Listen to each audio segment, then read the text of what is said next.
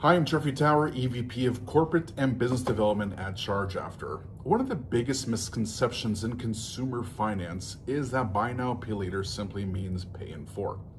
The Federal Reserve's latest paper, Buy Now, Pay Later Beyond Pay in Full, reinforces that this notion simply isn't the case. The report analyzes 6 of the largest BNPL providers, and they are Affirm, Afterpay, Klarna, PayPal, Sezzle, and of course Zip, and estimates that they originated nearly $160 billion during 25. What I personally found most interesting wasn't just the mere size of the market, it was actually the composition of the market. Only about half of that volume came from traditional pay and products. The other half came from short and longer term installment loans. To me, that's an important shift in how we think about point of sale financing. Consumers aren't just looking for one financing option, they're choosing different products depending on the purchase, the ticket size, and of course their financial needs. It's also worth noting what the report does not include.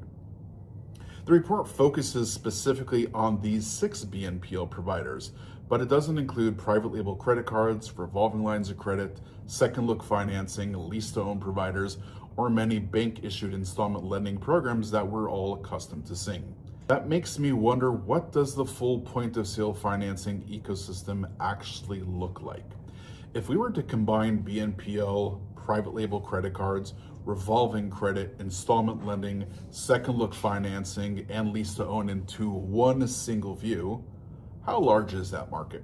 And how does each product category compare in terms of volume, growth, and consumer adoption? I think that's the conversation our industry really should be having, because the future isn't about one financing product replacing another. It's actually about building ecosystems or networks that connect consumers with the right financing product at the right time for the right purchase.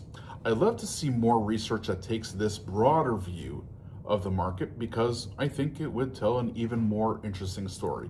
But more than anything, I would love to hear your take on that.